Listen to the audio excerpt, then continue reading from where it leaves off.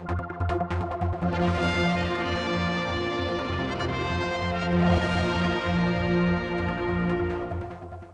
continuing talking with Mr. Cregeen about the situation with the bus strike. Looking now to where we're going to go, do you see this pursuit of the strike to the very end now, so the whole TT week with a skeleton service, or do you see more negotiations taking place? We have made it quite clear to the union where our point is. They have come 4 times and recommended acceptance of a deal. There's not much else we can do. When the union themselves are recommending acceptance of it, we've done our part. They've said, accept it.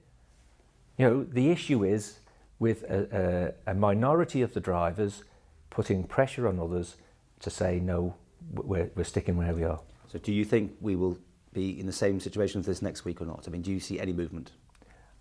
Drivers I've spoken to have said that they are prepared to work the contracts that have been offered. And like I said, last Wednesday, even the union were on the same thought that they would have accepted the offer that was put to them. And for some reason, one member of the union decided to corrupt the ballot, we understand. So said somebody put in 2. Now that must have been a deliberate act.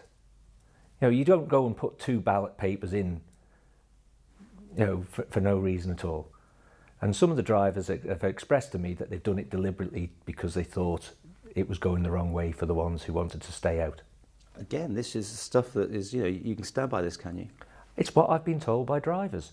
Drivers are really concerned about this. The problem that we have is that I've said to drivers, if you have these concerns regarding intimidation, please pass them on to the department and we will deal with them.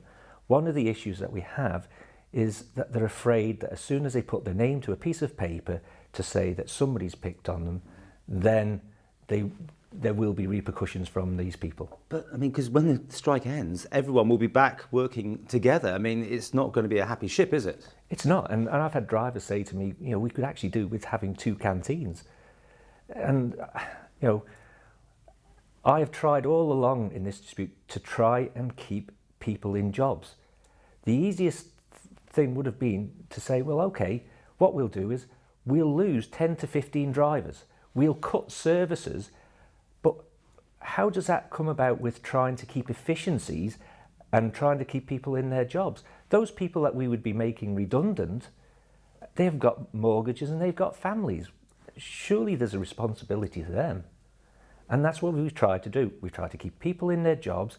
And I think most people out there will realise that if you're paying people to work 37 hours, you would expect them to work those 37 hours and not have a large percentage of that time sat round drinking tea.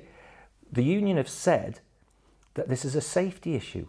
How can this be a safety issue when Unite, the union in the UK, allow their drivers to drive for up to 5.5 hours?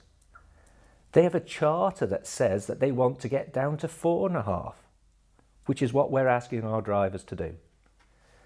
They're saying that there's no opportunity for the drivers to have toilet breaks. There is. There's opportunities. I don't think any of the drivers have ever been sort of driving 4.5 hours without having a pee break. The other one that we have is, for a long time, drivers have been driving 4.5 hours, even though their contract said 3 hours 45. They've been driving 4.5 hours. But at the overtime rate? At the overtime rate. So how can it be a safety issue when they'll drive it at £19.02, but they won't drive it at £12? That's not a safety issue. No one can deny you're being very clear and you're laying this down. I mean, have you come to that point now that you have got your gloves off and you're going to go for them? The situation is we are quite prepared to stand by the offer that was put on the table. That is there, and we will honour it.